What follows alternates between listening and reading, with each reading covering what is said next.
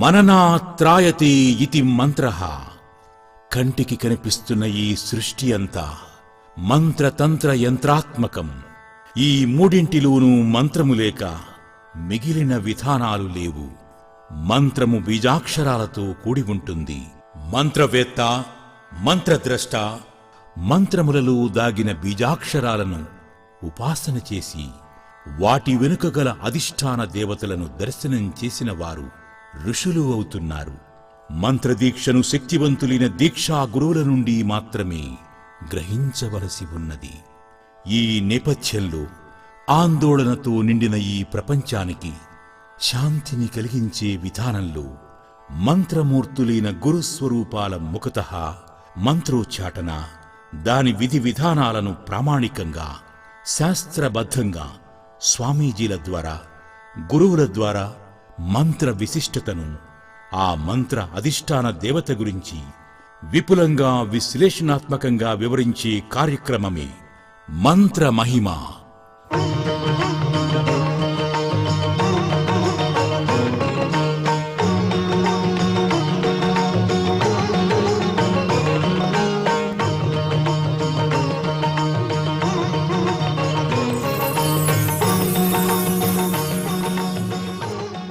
ఓం నమో వెంకటేశాయ. మంత్రమహిమ కార్యక్రమానికి స్వాగతం, సుస్వాగతం.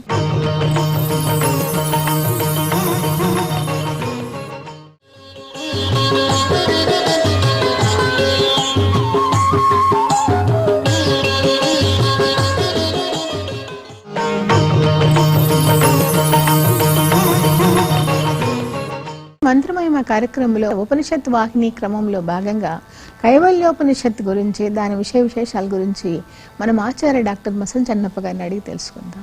నమస్కారం గురువు. ఈ కైవల్యోపనిషత్తు ఏ వేదానికి సంబంధించిందండి?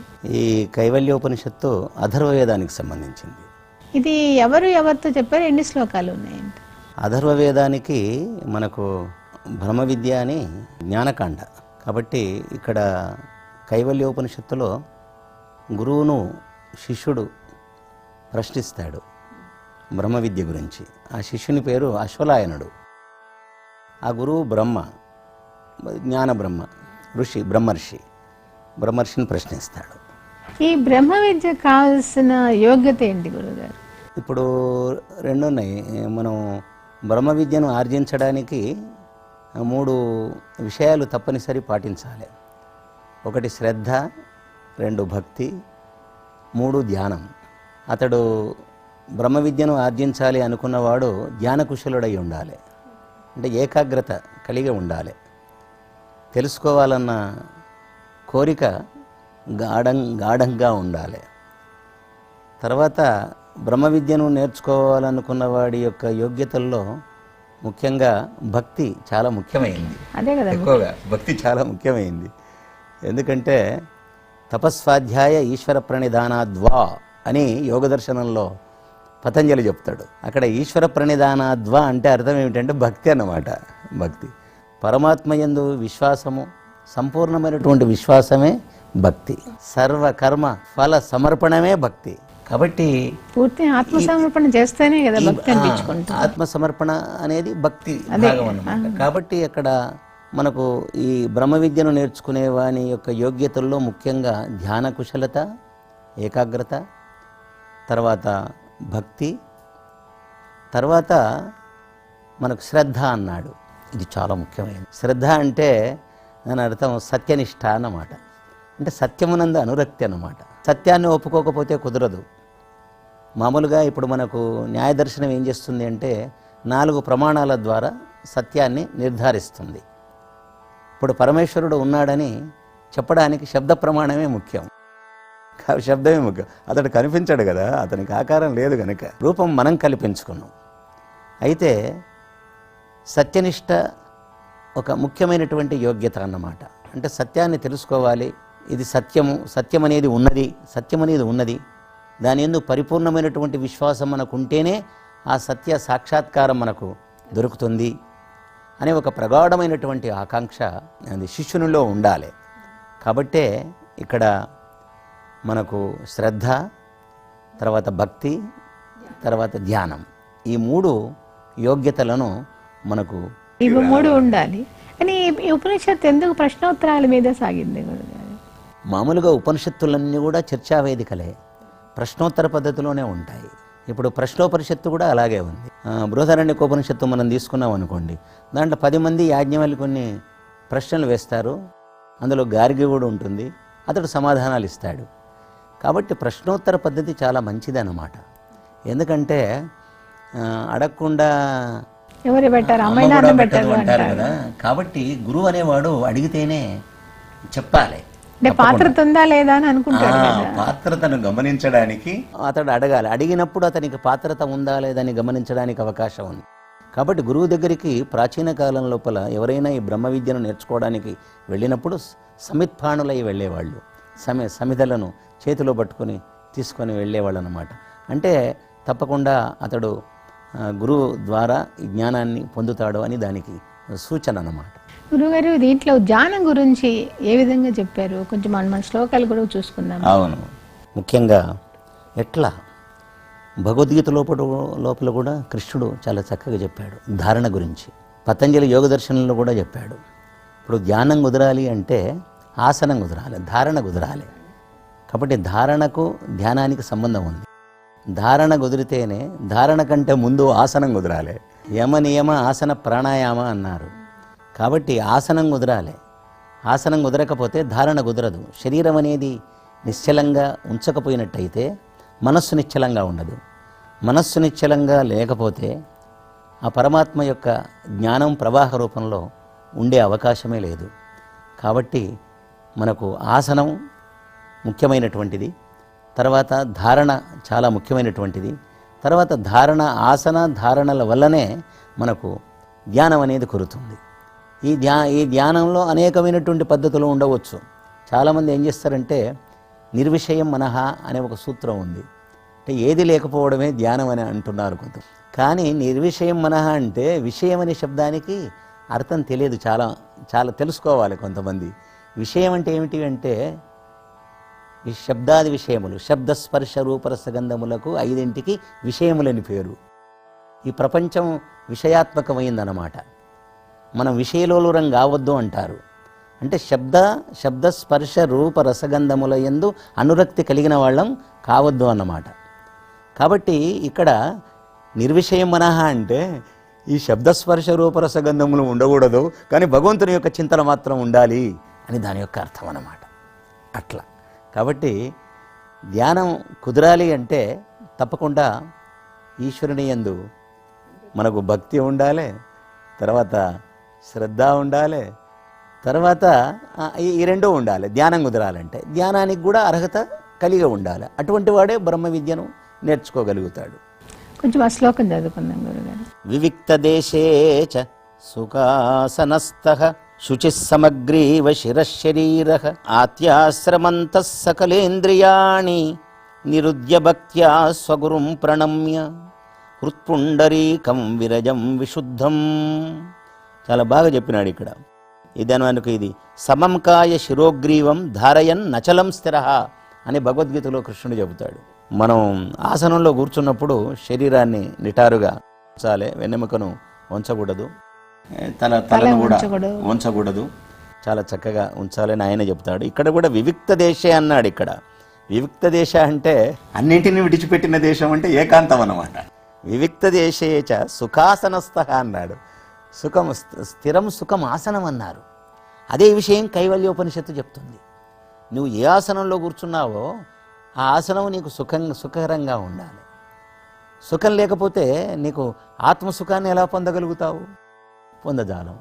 అది శుచి సమగ్రీవ శిరశరీరః. శుచివంతుడమై ఉండాలి నువ్వు. అంటే అంతఃశుచి బాహిర శుచి ఈ రెండు కూడా పాటించాలన్నమాట.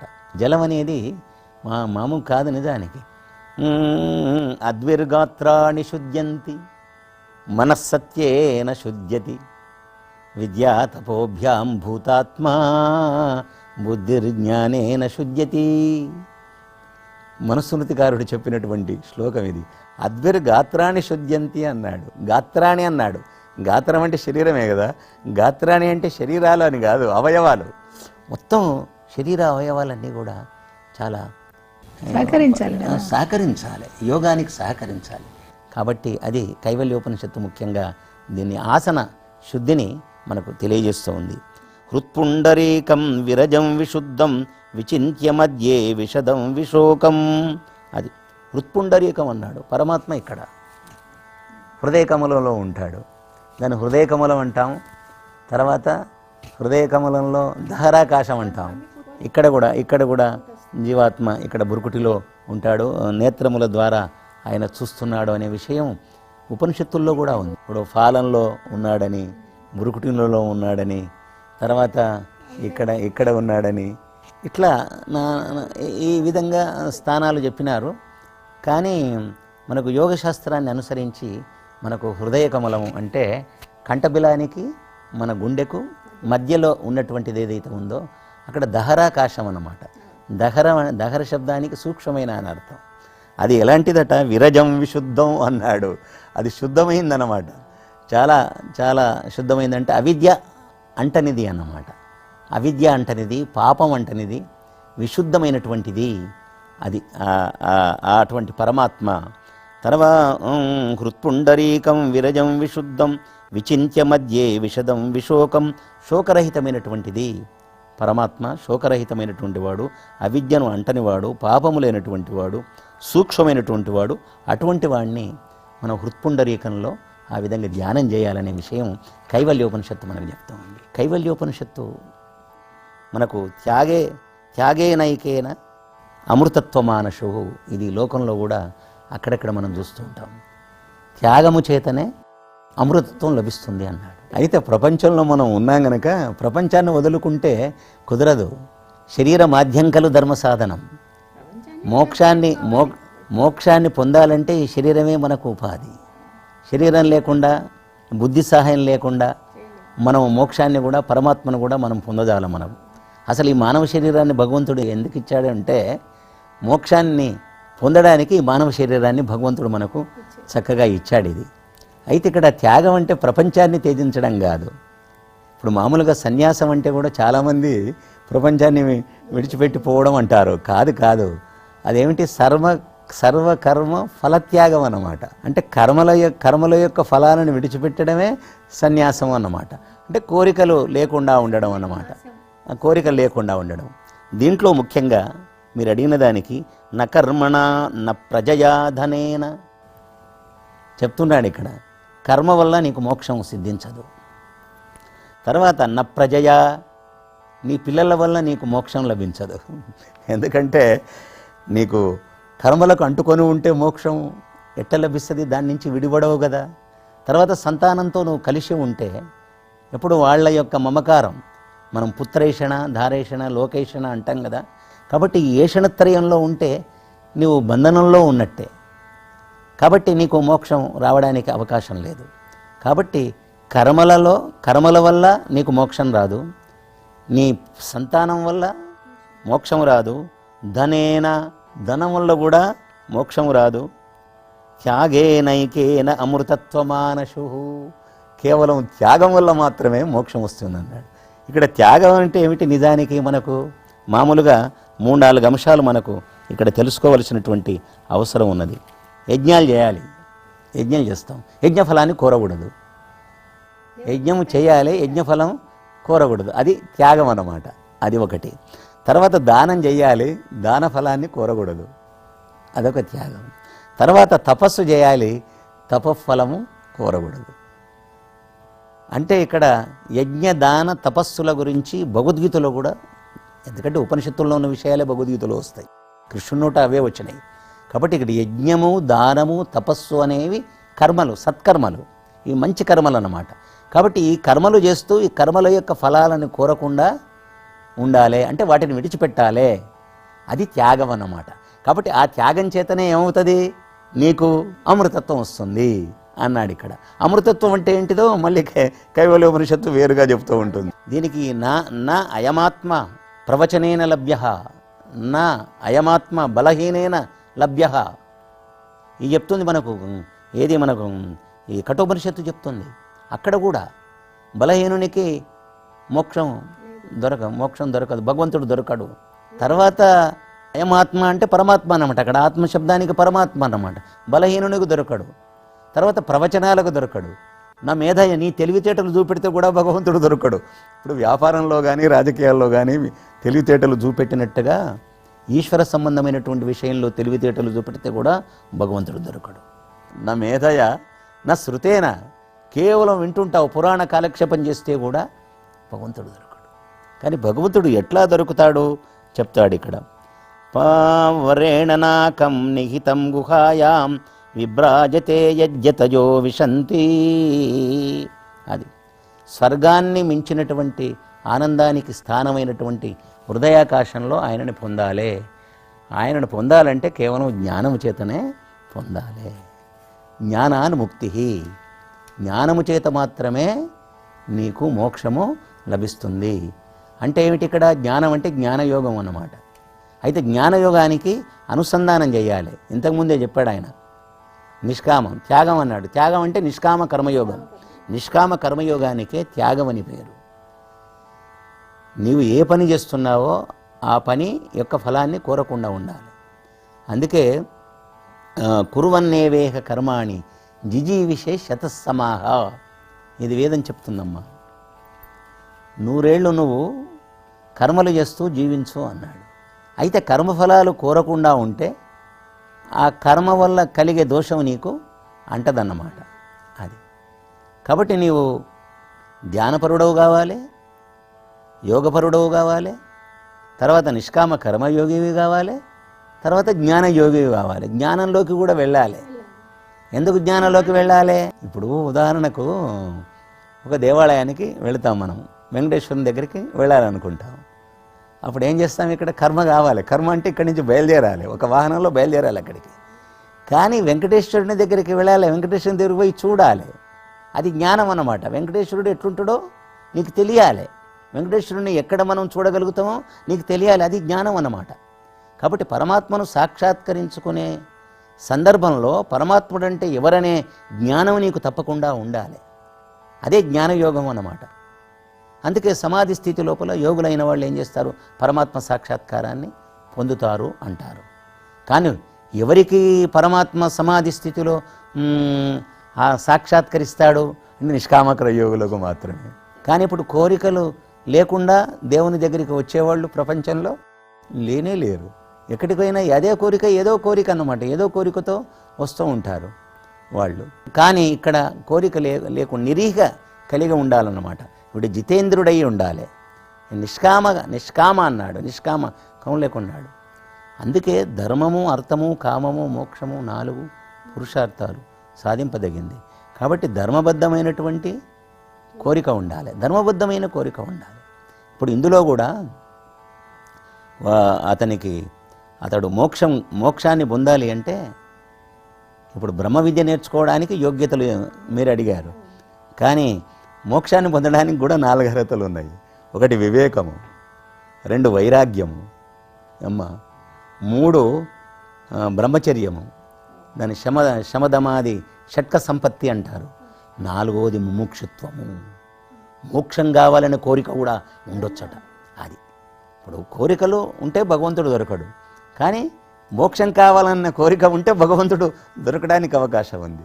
అందుకు వివేకం కావాలి. వివేకం అంటే వివిక్త జ్ఞానం అన్నమాట. అంటే ప్రకృతి పురుష వివేకం, ఆత్మానాత్మల జ్ఞానం. శరీరం కంటే భిన్నమైంది ఆత్మ, ఈ జీవాత్మ కంటే భిన్నమైన వాడు పరమాత్మ అనే జ్ఞానం ఏదైతే ఉందో అది వివేకం అన్నమాట. అయితే ఇంకోటి కూడా ఉంది. నేను చాలా తెలివి కలవాడిని, నేను బాగా చదువుకున్నవాడిని, నాకు వివేకం కలిగింది అని అనుకుంటే కూడా భగవంతుడు దొరకడు, అహంకారం అవుతుంది. అందుకే ఏం చేశారంటే వివేకాన్ని కూడా వైరాగ్య భావంతో ఉండాలి, వివేకం పట్ల కూడా వైరాగ్యం కలిగి ఉండాలి. ఇది చాలా గొప్ప విషయం. అది వివేకం పట్ల కూడా వైరాగ్యం కలిగి ఉండాలి. అందుకే యోగశాస్త్రంలో పతంజలి చాలా చక్కగా చెప్తాడు. సంప్రజ్ఞాత సమాధి వల్ల ఇతనికి వివేక ఖ్యాతి కలుగుతుంది. అంటే తానెవరో తెలుస్తుంది, తానెవరో తెలిసింది కదా అని విర్రవీగుతుంటాడు. చాలా గొప్పవాణ్ణి అనే ఒక ఫీలింగ్ ఇతనికి వచ్చేస్తుందన్నమాట. కానీ ఎప్పుడైతే సంప్రజ్ఞాత సమాధి ఉంటే అది సమాధి పూర్తి అయినట్టు కాదు. సమాధి 2 విధాలన్నమాట. ఒకటి సంప్రజ్ఞాత సమాధి, రెండు అసంప్రజ్ఞాత సమాధి. కాబట్టి సంప్రజ్ఞాత సమాధి అంటే తనను తాను తెలుసుకోవడం, అసంప్రజ్ఞాత సమాధి అంటే పరమాత్మను స్వరూపాన్ని తెలుసుకోవడం. అంటే సాకారంలోనే సగుణాకారంలోనే చూడటం అనే నిర్గుణాకారం అంతే. ఈ సబీజ సమాధి, నిర్బీజ సమాధి అంటారు దాన్నే, వికల్పము నిర్వికల్పము. కాబట్టి ఎప్పుడైతే నీకు స్వరూప జ్ఞానం, సస్వరూప జ్ఞానం కలిగిందో అది సంప్రజ్ఞాత సమాధి. అప్పుడేమవుతుంది, నీకు కలిగినప్పుడు పరమాత్మ వల్ల జ్ఞానం అంది ఆయన యొక్క స్వరూపం కూడా నీకు తెలుస్తుంది. దానివల్ల ఏమవుతుంది అంటే ఈశ్వరుని యొక్క స్వరూపం కూడా నీకు ఆయన అనుగ్రహం వల్ల ఆయన స్వరూపం తెలిసి అప్పుడు నువ్వు ఆనందాన్ని పొందగలుగుతావు. సమాధి స్థితిలో ఆనందాన్ని పొందడానికి అది ముఖ్యమైన కారణం అన్నమాట. నిన్ను నువ్వు తెలుసుకోవడం, నిన్ను నీవు అకేలా కావాలి. అసలు కైవల్యోపనిషత్తులో చెప్పబడింది ఏంటంటే నువ్వు కేవలుడు కావాలి. కేవలుడు అంటే ఒకడనా? ఎక్కడ కావడంగా ఒకటన్నమాట, ఒకటిగా మిగిలి ఉండాలి. అంటే ఈ ప్రపంచ బంధనాల్లో ఉన్నాడు కదా, ఇవన్నీ బంధనమే కదా. మోక్షము బంధనము రెండే కదా, బంధము మోక్షణాలు రెండే ఉన్నాయి. మోక్షం కావాలి అంటే బంధనం నుంచి విడబడాలి. బంధనం నుంచి విడిపడితే ఏమవుతాడు, వీడు ఒకడవుతాడు, కేవలుడు అవుతాడు. కేవలుడు కావడమే కైవల్యం అన్నమాట. ఎప్పుడైతే జీవుడు ఈ ప్రపంచ బంధనాల నుంచి బయటపడి ఒకడుగా మిగిలిపోతాడో, ప్రపంచ బంధనాలన్నీ పోతాయి, వీడి కోరికలన్నీ పోతాయి, చేయవలసినవి ఏమీ లేవు. ఇప్పుడు వాడు కృష్ణుడు చెప్తాడు, ఏది జ్ఞానాగ్ని దగ్ధ కర్మాణం అంటాడు. తన యొక్క జ్ఞానము చేత కర్మలన్నీ దగ్ధం చేస్తాడు. అంటే కర్మలు ఏముండవు, కర్మవాసనలు ఏవీ ఉండవు, ఏ సంస్కారాలు ఉండవు, పూర్వ సంస్కారాలు ఉండవు, వర్తమాన సంస్కారాలు ఉండవు, భవిష్యత్తులో మళ్ళీ జన్మ ఎత్తవలసినటువంటి అవసరం కూడా ఉండదన్నమాట. అది అప్పుడు ఏమవుతుంది, ఇతడు స్వస్వరూప జ్ఞానాన్ని పొందినటువంటి వాడై కేవలుడవుతాడు. ఎప్పుడైతే ఇతడు కేవలుడవుతాడో పరమాత్మ అనుగ్రహానికి పాత్రుడవుతాడు. ఎట్లా అంటే భగవంతునితో ఎప్పుడు మనం కలిసే ఉన్నాం. పరమాత్మ యొక్క స్వరూపం చెప్తున్నాడు ఇక్కడ. అచింత్యమవ్యక్తమనంత రూపం శివం ప్రశాంతమమృతం బ్రహ్మయోనిం తథాది మధ్యాంత విహీనమేకం విభుం చిదానందం అరూపమద్భుతం. అరూపం, రూపము లేనివాడు, అద్భుతం, అద్భుతమైనటువంటి వాడు. తర్వాత విభుం అంటే సర్వవ్యాపకుడు, చిదానందం, చిత్ ఆనందం అంటే చిత్ అంటే జ్ఞానం, ఆనందం అంటే ఆనందం. ఆయన సచ్చిదానంద స్వరూపుడు కాబట్టి ఎల్లప్పుడూ ఉండేవాడు, జ్ఞానమే స్వరూపంగా కలిగినవాడు, ఆనందమే స్వరూపంగా కలిగినవాడు. కాబట్టి ఆయన సచ్చిదానంద స్వరూపుడు అనే విషయం కైవల్యోపనిషత్తు చక్కగా మనకు చెబుతుంది. అచింత్యం, అతన్ని మనం చింతన చేయలేం. మనం అంటే మన చింతనకు దొరకడన్నమాట, మన మనస్సుకు మన మేధస్సుకు అందనివాడు, మన మనస్సుకు దొరకనటువంటి వాడు. అది తర్వాత అవ్యక్తం, అతడు వ్యక్తమయ్యేవాడు కాదు, రూపం లేదు కాబట్టి అతడు వ్యక్తమయ్యేవాడు కాదు. అతడు అనంతం, అంతము లేనటువంటి వాడు. మనకు ఇది చూడండి, ఏది నిత్య ఇది ఉన్నది చూడండి, సత్యం జ్ఞానం అనంతం బ్రహ్మ. పరమాత్మ అంటే సత్యం, పరమాత్మ అంటే జ్ఞానం, పరమాత్మ అంటే అనంతుడు, తర్వాత బ్రహ్మ, అన్నిటికంటే గొప్పవాడు. అనంత శబ్దం ఇక్కడ కూడా గ్రహింపబడింది. అచింత్యం, అవ్యక్తం, అనంతం, అనంతరూపం, శివం, శివంకరుడు అతడు, ఆనందమే అతని యొక్క స్వరూపం, మంగళకరుడు అన్నమాట. అది తర్వాత ప్రశాంతం అన్నాడు ఇక్కడ. శాంతం అంటే చాలా అక్కడ శం తం, శం అంటేనే సుఖం, అతనిలో ఉన్నదంతా సుఖమే. ఆ సుఖం చాలా గొప్పది, అది అందరికీ ప్రశాంతత ఇస్తుంది, ప్రపంచానికే ప్రశాంతత ఇస్తుంది, యోగులకు ముఖ్యంగా ఇస్తుంది. అమృతం అన్నాడు. అమృతం అందులో లేదు, అమరం కదా, మృతి లేదు, ఆయన లేదు అంటే ఎల్లప్పుడూ శాశ్వతుడు అన్నమాట. అంతేకాదు బ్రహ్మయోనిం అన్నాడు అక్కడ. బ్రహ్మయోనిం అనే శబ్దానికి చాలామంది అర్థాలు రకరకాల చెప్తారు. బ్రహ్మయోనిం, బ్రహ్మ అంటే వేదము, వేదములకు కారణమైన వాడు, యోని అంటే కారణం తల్లి, తెలుసుకునేవాడు. భూతయోని అనే పదం కూడా ఉంది ఇందులో. భూతయోని అంటే పంచభూతాలకు కారణం, పంచభూత నిర్మితమైనటువంటి ప్రపంచానికి కారణం కాబట్టి భూతయోని. తర్వాత బ్రహ్మయోని, ఇక్కడ బ్రహ్మయోని అంటే బ్రహ్మశబ్దం ఏదో బ్రహ్మ అని సరస్వతి అట్లా చెప్పుకోవడానికి వీల్లేదు. బ్రహ్మశబ్దానికి వేదం అని అర్థం అన్నమాట. కాబట్టి వేదానికి కారణమైనటువంటి వాడు పరమాత్మ అని చెప్తున్నాడు. ధన్యవాదాలు గురువు గారు, చాలా బాగా చెప్పారు. ఇది ఈనాటి మంత్రమామ కార్యక్రమం. ఓం నమో వెంకటేశాయ. విభుం చిదానందమరూపమద్భుతం. ఎంత చక్కగా మిగతా ఉపనిషత్తులు ఏ విధంగా వర్ణిస్తున్నాయో అదేవిధంగా ఇక్కడ కూడా ఈ ఉపనిషత్తు కూడా ఇలాగా చెప్తుంది. ఉమా సహాయం పరమేశ్వరం ప్రభుం. ఉమా సహాయం అన్నారు. ఇక్కడ ఉమా అంటే మామూలుగా పార్వతి, ఇక బ్రహ్మ విద్యకు ఉమా అని పేరు ఉపనిషత్తుల్లో. ఆ విద్యా సమేతుడు కదా పరమాత్మ. బ్రహ్మలో ఏముంది? బ్రహ్మ విద్య ఉంది. ఆయన విద్యా సమేతుడు కదా, జ్ఞాన సమేతుడు కదా, జ్ఞాన స్వరూపుడు కదా. కాబట్టి అక్కడ ఆ శబ్దానికి అది అర్థం అన్నమాట. ఇక్కడ ఈ అర్థం పౌరాణికమైనటువంటి అర్థం కాదు. అక్కడ పరమేశ్వరం. పరమేశ్వరం అంటే చాలా సూక్ష్మమైనటువంటి వాడు అతడు, భగవంతుడు పరమేశ్వరుడు. ప్రభుం త్రిలోచనం అన్నాడు. ఇక్కడ త్రిలోచనం అనగానే శివుణ్ణి మూడు సరే. త్రిలోచనం అంటే ఏంటి? మూడు లోకాలను చూడగలిగినటువంటి ప్రజ్ఞాశాలి అన్నమాట.